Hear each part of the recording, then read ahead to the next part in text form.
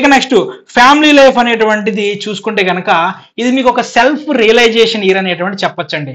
ఎందుకంటే ఇంట్లోకి కొత్త కొత్త వస్తువులు కొనటం, ఇంటీరియర్స్ మార్చాలనిపించడం, కొత్త కొత్త హాబీస్ అనేటువంటి ఏర్పడటం, రిలేషన్షిప్ మీద అసలు మనం లాస్ట్ ఇయర్స్లో మనం ఏం చేసాము, మన రిలేషన్షిప్ డెవలప్ అవడానికి, మన రిలేషన్షిప్ బిల్డప్ అవ్వడానికి మనం ఏమి ఫాలో అవ్వాలి అనేటువంటి విషయాల్ని మీ యొక్క పార్ట్నర్తో డిస్కస్ చేయడం జరుగుతుందండి. దీని ద్వారా మీ యొక్క ఫ్యామిలీ లైఫ్ అనేటువంటిది కొద్దిగా పాజిటివ్లోకి వెళ్ళేటటువంటి అవకాశం ఉంటుంది. కాకపోతే ఆల్రెడీ చెప్పా కదండి, రూలింగ్ నెంబర్ 1, అలానే పర్సనల్ ఇయర్, అదే టోటల్ యూనివర్సల్ 2026 ఎనర్జీ 1. ఆల్రెడీ మీరు 1990లో కనుక పుట్టుంటే ఆల్రెడీ ఇంకొక 1 వచ్చింది, మీ మంత్లో 1 ఉంటే మళ్ళీ ఒక 1 వచ్చింది.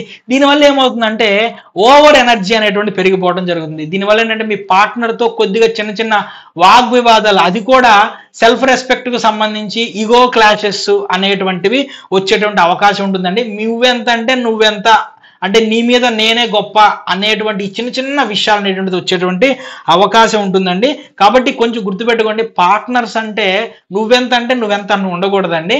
సో ఒకళ్ళు ఏమన్నా సరే ఇంకొకళ్ళు తగ్గుండాలండి. ఎప్పుడైతే ఒకళ్ళు పెరిగినప్పుడు ఒకళ్ళు తగ్గుతారో, అది లేడీస్ అయినా జెంట్స్ అయినా ఎవరైనా సరేనండి, అప్పుడు ఫ్యామిలీ లైఫ్ అనేటువంటిది హ్యాపీగా వెళ్ళిపోతుందండి. ప్రతిసారి కూడా నాదే పై చేయి ఉండాలి, నాదే పై చేయాలంటే అది కెరియర్ పరంగా బాగుంటుంది, కానీ ఫ్యామిలీ పరంగా డిస్టర్బ్ అయిపోతుంది, లైఫే డిస్టర్బ్ అయిపోతుంది.